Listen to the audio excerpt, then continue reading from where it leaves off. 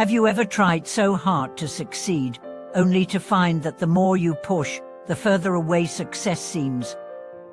Have you ever put your heart and soul into something, only to be met with resistance, failure, or unexpected setbacks? Welcome back to the channel.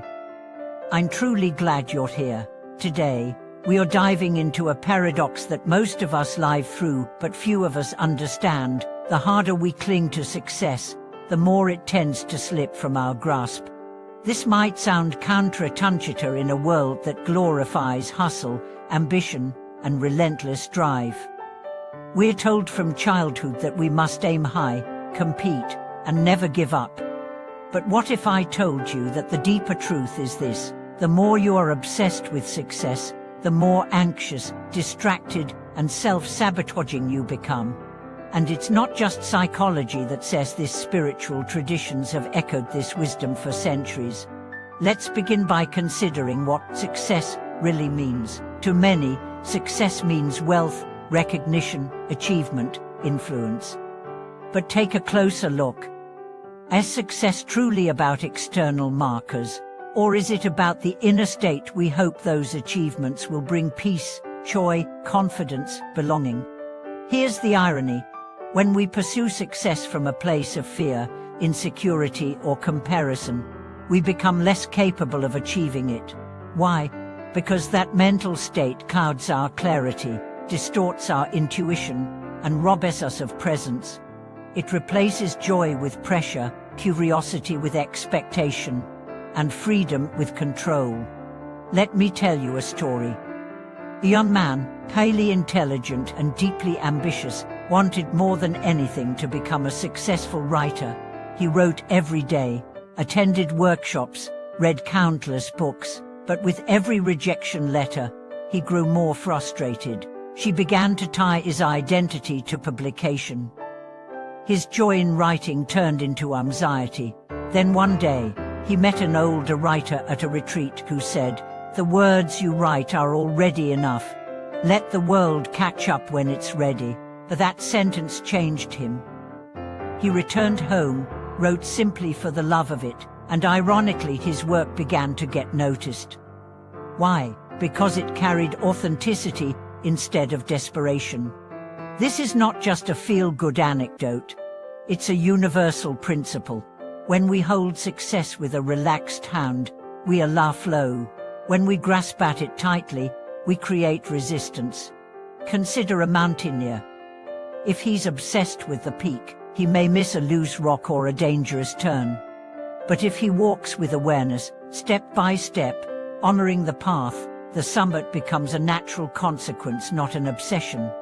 In Buddhist philosophy, attachment is identified as one of the root causes of suffering.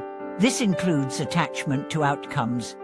When we fixate on a result, be it a promotion, a relationship, or recognition, we often disconnect from the process. And when we disconnect from the process, we disconnect from life. Let me offer another real-world example. A woman starts her own business with the goal of financial freedom. At first, she's energized, creative, and connected to her mission. But over time, she becomes obsessed with numbers, metrics, and comparing herself to competitors. Her stress increases, her health deteriorates, her relationships strain. Eventually, her business collapses. Reflecting later, she admits, "I lost sight of why I started. I wasn't building anymore, I was proving." This is the trap. When we tie our worth to success, we become vulnerable to every fluctuation. A win inflates us, a loss crashes us. We ride a roller coaster, never finding stability. But when we root our efforts in values such as creativity, service, growth, we find resilience. We find joy, regardless of the outcome. Think about the people you admire most. They probably aren't the richest, loudest, or most decorated. They are the ones who radiate calm, purpose, integrity. These are the qualities that arise when one is no longer obsessed with succeeding, but is instead devoted to living well. Here's a metaphor from Zen. Picture a pond. If you try to grab the moon's reflection with your hands, the water ripples and the image disappears. But if you sit still, the reflection becomes clear. Success is like that. It settles when your mind is calm. And now, this doesn't mean you should abandon goals or stop striving. It means you shift your relationship to your goals. You act, you engage, you dream, but you release the need for control. You do your best, and then you let go. This concept is echoed in countless spiritual traditions. In the Bhagavad Gita, Krishna tells Arjuna, "You have the right to work, but never to the fruit of your labor." In Taoism, the path is known as Wu Wei, effortless action. In Christianity, there's the idea of surrendering to God's will. All of these point to the same truth. When we stop grasping, grace enters.